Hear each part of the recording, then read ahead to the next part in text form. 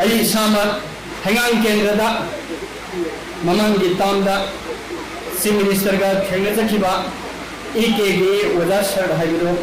अहांगी मयाम पुनमको भक्ति कचरी इंडिया की कॉन्स्टिट्यूशन में नसी भारतीय जनता पार्टी ना ममई मको खंगरे थुबाए मंगले तुमजले पृथ्वी के लेगा खुदी मन्ना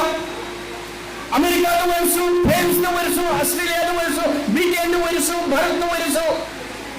लेमा अदुगी लेगा लोन सनक कानून अमल होय नहीं सनक कानून अदुगी मखादनी लेमा अदु सलाइबा सनक कानून अदुगी मखादनी इसल इसे सिंगी इज्जत कनबीबा सनक कानून अदुगी मखादनी मिनिसी यौद्रबा धर्म यौद्रबा मरा लेबो मिय कयाबसु फदोक संगबीबा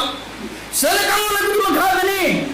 अब मिय कयाबसु इकाई खुनबा ऑनर तोदना मयाम पुनम नै इकाई खुनबा रिवार्ड पीबा हाई वचन कानून से नसी भारत की लेमाइदगी मचेत मचेत काए मरुइना अकल मशिना फटबन दम कानूना सन कानून से थुगायदन नसी भारत की सन कानून से मुमुन सुजिलले नसी मणिपुर इमु नाइमुता गना इखेम तागना नियोय लिसिंग गया युम संग यादना इसा गया इसे इसल गया अशीव गया यादना वाना लेबा मसे असुम नहीं खिसरा नत्रगना इमा मणिपुर से कोई औतंदी नुंगाई न मरम नाइना अवाना पालिंगना शांति नहीं खिसरा है वता मसीनी नसिन नहीं मदनी से मणिपुर इमा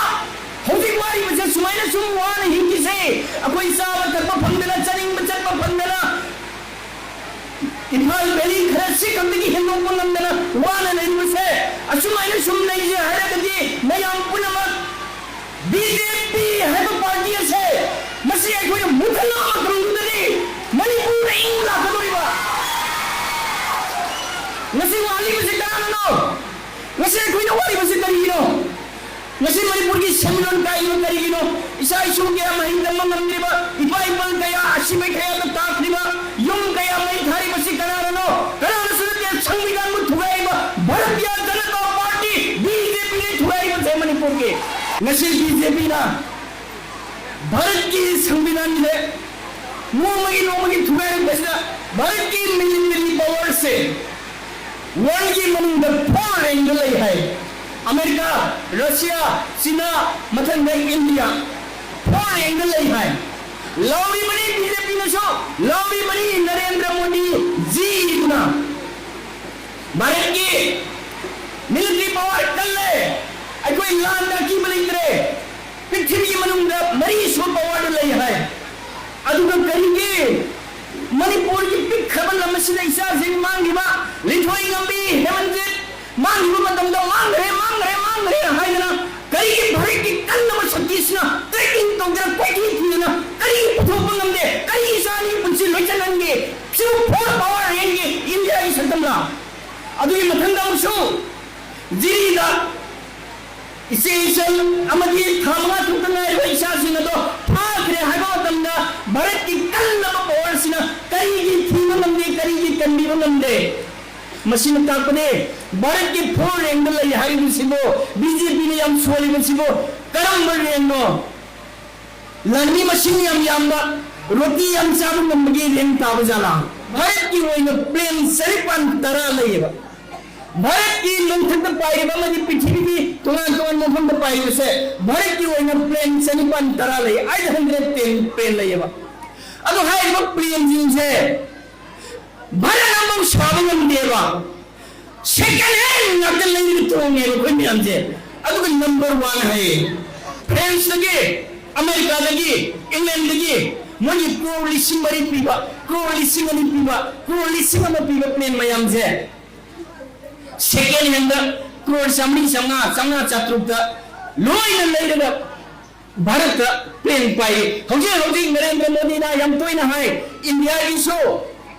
अखोगे एयरक्राफ्ट पैसेंजर एयरक्राफ्ट सानब कन होलेरी है अदुम होना न मानी दुम रोई घरनी अदुगा अखोई नसी पाई प्लेन मयाम सिदी फ्रांस सिदी न बया सिनरबा अमेरिका ने सिन बया सिनरबा ब्रिटेन ने सिन बया सिनरबा मतंग कलियन वेरम दाई जोन थोरबा सेकंड हैंड प्लेन नेबा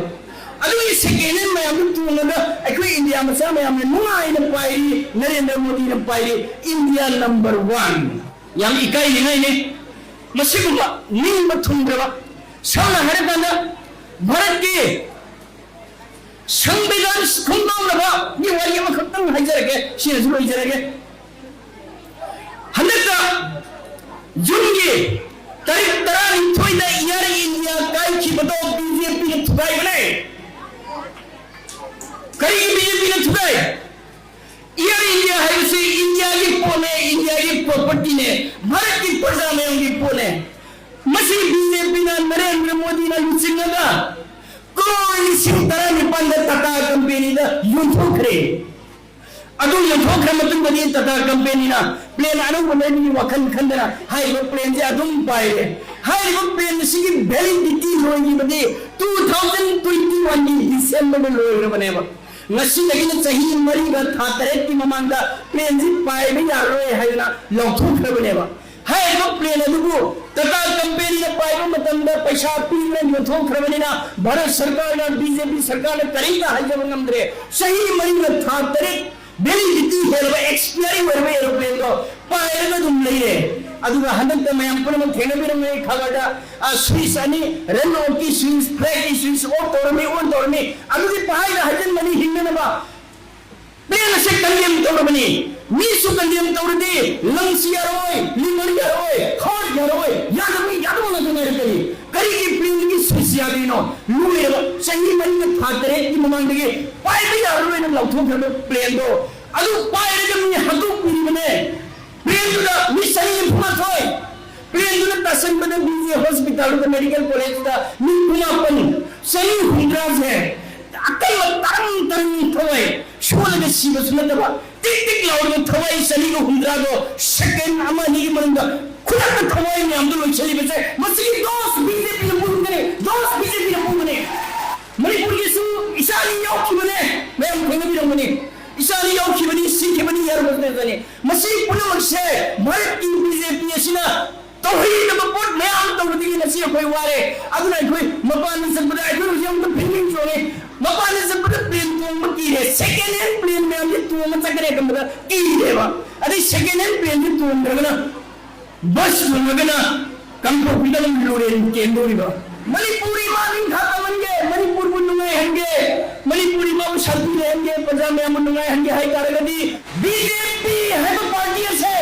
मसी कोई मुथला